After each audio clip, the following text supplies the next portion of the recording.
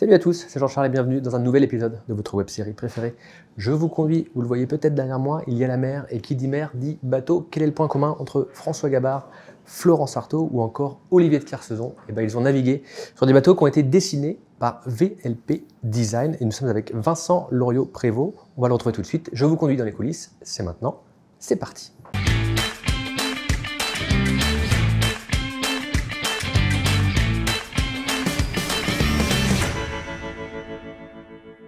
Bonjour Vincent. Bonjour.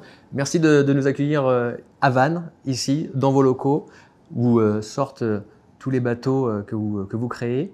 J'aimerais que vous puissiez nous dire très facilement et rapidement, c'est quoi vraiment l'activité et le métier de VLP Design?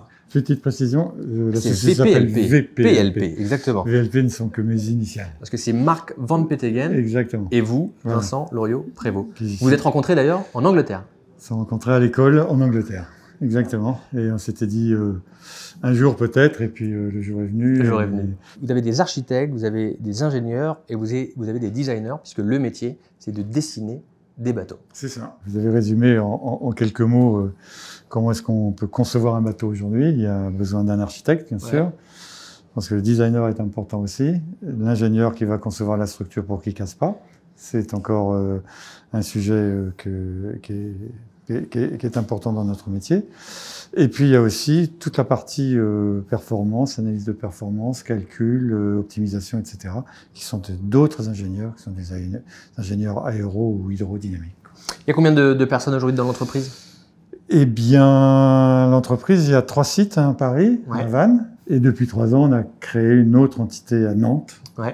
Parce qu'on a créé aussi un autre domaine d'activité, qui est le transport maritime.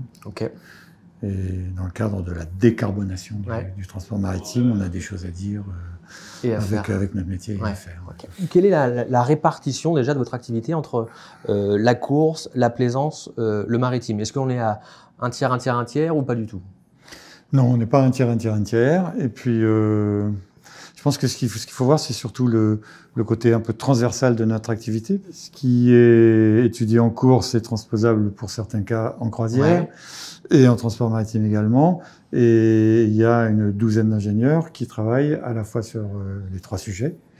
Donc c'est difficile de scinder les choses. Je pense que la croisière, c'est un petit peu l'activité récurrente. C'est des bateaux qui sont conçus, qui sont intégrés dans une gamme, qui est remplacée, qui est construite en plusieurs exemplaires.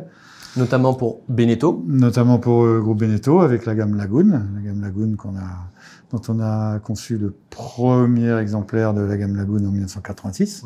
C'était Lagoon 55. Donc, si je résume bien, cette partie plaisance, croisière, vous permet d'avoir le récurrent pour bien faire tourner l'entreprise. Et après, la partie course vient aussi par plaisir. Alors, je pense que c'est un peu c'est un jeu parce que quand on fait ces bateaux de croisière, effectivement, on a notre image de course qui renforce un peu notre signature en croisière. Oui, parce que vous êtes connus, je le disais à mon lancement, Florence Artaud, François Gabard, Olivier de Kersauzon sont des skippers, des marins qui ont navigué sur des bateaux dessinés par vous, quoi. Je pense que vous en avez cité Joyon, il y a aussi 3 ou 4, c'est Joyon, il y a Camas, il y a des Joyaux, il y a... Enfin, la plupart des grands skippers français, tout du moins, ont à un moment donné travaillé avec moi. C'est cool ça. C'est plutôt pas mal. C'est pas mal. Encore une fois, pour la visibilité, on va en reparler d'ici quelques instants avec l'America's Cup. Mais oui, pour vous, c'est vraiment le mélange des genres qui permet de bien faire de beaux bateaux. Tout ça, ça nous apporte premièrement de la notoriété, une signature. Pour des chantiers, pour des bateaux de croisière, la signature, la notoriété est un élément important aussi dans l'image que les bateaux vont pouvoir développer sur ce terrain-là. Et puis aussi, la course, c'est le terrain d'expérimentation de tout un tas d'innovations, dont certaines de ces innovations sont transposables aussi à la croisière. Donc, avoir des bateaux de croisière conçus par des architectes innovants, c'est également un plus qu'on essaye de mettre en valeur. On va aller voir, du coup, on parle de technique, on va aller voir le bureau d'études, les archives, parce que j'imagine que la manière de dessiner, de penser un bateau dans les années 90 à aujourd'hui, ça n'a rien à voir, du fait des outils. Je voulais juste qu'on s'arrête devant ce bateau qui est l'Oracle, BMW Oracle qui a été vainqueur de l'America's Cup. On en parlait avant de tourner, c'est un projet sur 3 ans à 200 millions d'euros. Ouais, ouais. C'est un bateau qui a été dessiné par vous, qui a gagné. Sur le site, je reprends, il y a marqué que c'est un investissement le plus fécond et intense que le cabinet ait connu. Oui, oui, parce que je pense qu'on a en 3 ans des capacités de développement de nos connaissances et de nos outils qui correspondraient à peu près à une dizaine d'années de développement sur un projet normal. On va s'avancer, Vincent, on va aller au bureau d'études. C'est de là aussi que partent tous les bateaux que vous imaginez. Aujourd'hui, ça prend combien de temps de faire un bon bateau, ou en tout cas un bateau qui correspond aux besoins du client? Alors, tout dépend du type de bateau dont on parle, hein, mais je pense qu'un bateau de course, il y en a à peu près pour 2 ans et demi. Ok. Sur les bateaux de plaisance? Sur les bateaux de plaisance, il y en a quasiment pour 2 ans aussi, je pense. Ok. Ouais. Ok. Quand vous voyez ces équipes qui sont là, vous qui avez commencé à 2 avec Marc, ça vous fait quoi? C'est beaucoup de chemin parcouru. Ouais. On a commencé à 2, on est à 37 aujourd'hui. On n'avait pas d'outils et maintenant on a une capacité d'investigation, d'aide à la décision qui est énorme, quoi. Et est-ce que du coup ces outils, dans le délai que vous avez dit de 2 ans pour livrer un bateau, ces outils ont raccourci le délai? Est-ce que dans les années 90, de faire un bateau, ça prenait plus de temps? Je pense que ça prenait à peu près le même temps, mais on ne le dépensait pas de la même manière. Ouais. Quand on était des petits garçons, les outils ne nous permettaient pas de gagner du temps. Maintenant, les outils nous permettent de gagner du temps, mais ils sont tellement plus puissants qu'on va beaucoup plus loin dans la recherche qu'on y allait avant. Ouais. Donc finalement, le temps qu'on consacre aux études d'un bateau reste à peu près stable. Mais le niveau de qualité a multiplié par 5. Ouais. Ouais. On a vu le bureau d'études, là on est plus sur la partie archi, designer, c'est ça, hein? Oui, ici c'est l'architecture navale, c'est là où vraiment les bateaux sont conçus. L'architecte, en fait, il conçoit le concept général, et après c'est lui qui est un peu le garant de l'homogénéité du bateau. Donc c'est lui qui est en relation avec les ingénieurs de structure, qui est en relation avec les designers, qui est en relation avec les ingénieurs de performance. Et c'est lui qui fait un peu la synthèse du projet. Du projet, et qui fait en sorte que le projet soit bien homogène au final et qu'il n'y ait pas un domaine qui soit décalé par rapport à l'autre. Vincent, on est dans une salle encore de travail collectif avec beaucoup de bateaux affichés, des bateaux que vous avez dessinés, que vous avez sortis. On a notamment ce bateau qui a été au départ Groupama par Franck Camas, qui a connu 3 vies différentes avec 3 skippers différents et qui a gagné plein de compétitions.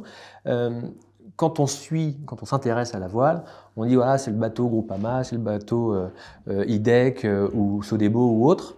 Est-ce que c'est pas un peu frustrant de ne pas entendre dire tiens, c'est le bateau dessiné et créé par VPLP Design? Il y a des gens qui le mentionnent, il y a des gens qui le mentionnent pas. Il y a longtemps que ça ne me frustre plus. Ouais. Lorsqu'on voit des bateaux comme ceux qui sont là, ce sont des bateaux qui sont créés ici par VPLP, les gens de VPLP. Alors, créés, bien entendu, en collaboration avec des équipes techniques, avec des skippers, avec... le chantier qui va la réaliser. Mais au final, ces bateaux-là sont issus de tous les petits neurones qui travaillent ici à Vannes ou à Paris ou à Nantes. Et c'est vrai que c'est toujours sympa que ce soit mentionné, bien sûr. Le bateau dont vous êtes le plus fier, je mets Oracle de côté parce que c'est très particulier, mais le bateau dont vous êtes le plus fier? Eh bien, c'est le bateau qu'on a conçu pour Franck Camas en 2005, en 2006, je crois, qui s'appelait Groupama 3. Ouais. Et Groupama 3, avec lequel Franck Camas a fait quasiment dans la même année un record autour du monde avec 9 personnes. Donc c'était un bateau qui était conçu pour faire des courses en équipage. Et il l'a mené à la victoire à la Route du Rhum de la même année. Ouais. En solitaire. Donc on peut dire que au niveau du bateau, il y avait déjà au départ une polyvalence qui était importante. Et puis ce bateau, après, depuis ce moment-là, a eu une histoire qui est assez incroyable, parce que la Route du Rhum qui a suivi, Loïc Perron l'a gagné. La tentative de record de Jules Verne qui a suivi, c'est Francis Doyon qui l'a gagné. Et qui a gagné encore ce bateau a gagné 3 Routes du Rhum et est détenteur 2 fois du record du Jules Verne. Et pour un même bateau, je trouve que c'est une jolie carrière. Ouais, c'est une belle carrière. Une belle carrière. Aujourd'hui, on appelle ces bateaux-là quasiment des Formule 1 des mers, parce que ça va très très vite. La vitesse que peuvent atteindre ces bateaux-là? Ça, c'est une génération de 2006, les bateaux Et les bateaux qui sortent aujourd'hui, par exemple, que vous sortez aujourd'hui? Celui-là va aux alentours de 36-37 nœuds. Ça représente combien en km/h? 60, environ 70 km/h. Et puis ceux qu'on sort aujourd'hui, qui sont les nouveaux bateaux conçus pour Armel Lecléache ou pour François Gabard, sont des bateaux qui vont à 45 nœuds, qui sont pas loin de 90 km/h. Et c'est la technologie, du coup, qui permet à ces bateaux d'aller plus vite et de casser tous ces records de plusieurs jours? C'est la technologie, c'est un petit peu grâce à la Coupe de l'Amérique aussi, puisque la Coupe de l'Amérique est extrêmement moteur dans l'innovation, et les moyens sont mis en place pour nous aider à progresser. Et maintenant, quand on voit les bateaux, il y a 10 ans, c'est des bateaux où on accordait beaucoup d'importance à l'hydrodynamique des coques. Ouais. Et alors que maintenant, l'hydrodynamique des coques, petit à petit, laisse la place à l'hydrodynamique des foils. Et là où, il y a 10 ans, un bateau naviguait avec environ 25 mètres carrés de surface mouillée qui génère de la traînée, maintenant, un foil, c'est moins de 2 mètres carrés qui traînent dans l'eau. Donc forcément, les capacités de vitesse sont multipliées par 2. Ouais. On va aller voir un peu ce que ça donne en physique le bateau. Ça permet aussi de prendre l'air et de voir le derrière des bâtiments. Pourquoi avoir fait le choix de s'installer à Vannes? Un petit peu d'historique, on a commencé à Marseille avec Marc. Et Marseille, c'était vraiment très très loin. À l'époque, les transports n'étaient pas terribles non plus, puis on n'avait pas beaucoup d'argent. Ouais. Donc on est revenu vers un lieu plus central qui est Paris. On n'avait pas tellement envie d'y retourner, mais on y retournait quand même. Et puis en 1997, il y avait quand même la course au large était un peu en plein essor. Il y avait beaucoup de nouveaux bateaux à concevoir, à construire, et on a décidé de créer une antenne en Bretagne, dans le coin de là où toute l'activité se passait, c'est-à-dire grosso modo entre Vannes et Brest. Ouais. Et pourquoi Vannes? Parce que c'est la première gare au bord de la mer qui est depuis la gare Montparnasse. Et puis d'un point de vue professionnel, d'être à moins de 30 minutes des équipes avec lesquelles on travaille, des chantiers qui construisent, c'était plutôt un choix qui nous paraissait judicieux. Ouais, voilà. Vincent, on est chez Multiplast, qui est à côté de vous. Il y a effectivement une voilerie et un fabricant. Ici, on fait quoi? Ici, donc c'est la gamme Gunboat. Mais quelle partie du bateau on fait? Est-ce qu'on le fait en entier? Là, ce sont des parties qui sont sous-traitées par le chantier Gunboat proprement dit, qui commande la fabrication de ces pièces à Multiplast. Et donc Multiplast, là, en l'occurrence, doit construire les éléments du roof d'habitation du catamaran. Alors, c'est quoi le roof pour les gens qui Le ne roof, connaissent pas, on va dire que c'est le toit dans lequel les gens habitent à l'intérieur. Ça, c'est une pièce qui est dans un moule. Elle a été toute préparée, moulée, etc. Et on voit cette matière bleue qui est une matière qui sert à mettre l'ensemble des éléments sous vide. Et on voit que là, il y a le vide qui est fait, la mousse, la bâche est rétractée, et les éléments cuisent en étant pressés les uns sur les autres. Et si on va là-bas, on va voir cette même pièce, mais à un autre stade. Et là, la pièce a été cuite, on voit c'est sec. Et donc tous les éléments ont été mis sous vide, cuits, et n'attend plus que le démoulage. Et une fois qu'il est démoulé et qu'on le retourne, on se rendra compte un peu mieux de la géométrie du couvercle lui-même, où on voit par exemple ces grands hublots sur le côté. Là, il y en a un, et sur l'autre demi-partie qui est derrière nous, il y a l'autre demi-hublot, et c'est ce qui fait cette forme un peu plongeante. Et si on va un peu plus loin, on a ce qu'on appelle les jupes arrière des bateaux, qui sont les arrières des coques, les arrières des coques étant équipés de marches et d'escaliers, parce que dans les bateaux de croisière, il y a quelque chose qui est important, c'est aussi le confort, l'accès à la mer, l'agrément de vie, etc. Et lorsqu'on a les arrières de bateau, au lieu d'avoir des arrières très droits et très verticaux comme un bateau de course, on a des arrières où on voit des marches se dessiner.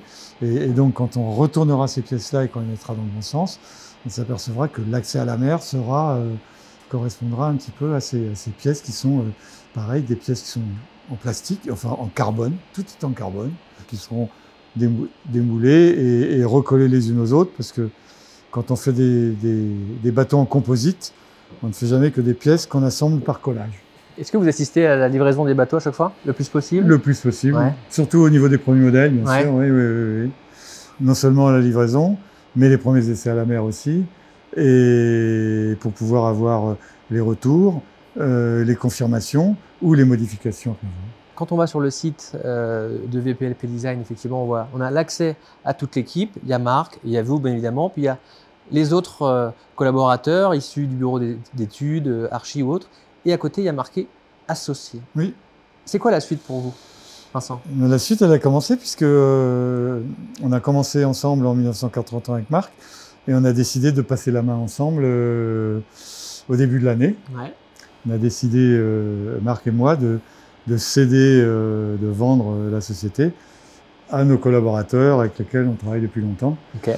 Une sorte de filiation, du coup. Ben oui, parce que en fait, on est peut-être à l'origine, mais tout ce qui fonctionne bien fonctionne grâce aux gens qui travaillent chez VPLP. Ouais.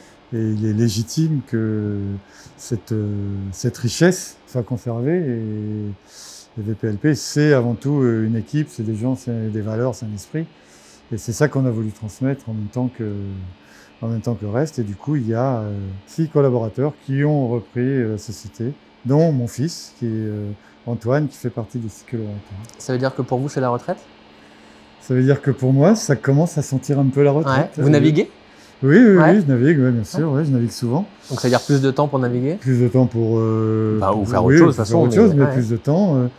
Je sais que comme c'est une passation qui va être un peu progressive, bien sûr. On a un petit contrat avec les repreneurs d'accompagnement pendant 2 ans. Comme c'est des gens avec lesquels je travaille depuis tellement longtemps qu'on a des très très bonnes relations, de toutes les manières, les choses ne s'arrêtent pas. Ouais. Mais elles se perpétuent et puis le centre de gravité se déplace et les prises de décision changent de main. Et c'est très bien. Eh ben, on va vous souhaiter 2 années de transition plutôt sympa, du temps et du plaisir pour la retraite. Merci beaucoup, Vincent, de nous avoir ouvert les portes de VPLP Design. C'était un plaisir. Quant à nous, on va se retrouver très prochainement pour un nouveau numéro de Je vous conduis. D'ici là, prenez soin de vous, portez-vous bien. À bientôt. Bye bye. Je vous conduis vous a été présenté par le CIC Ouest.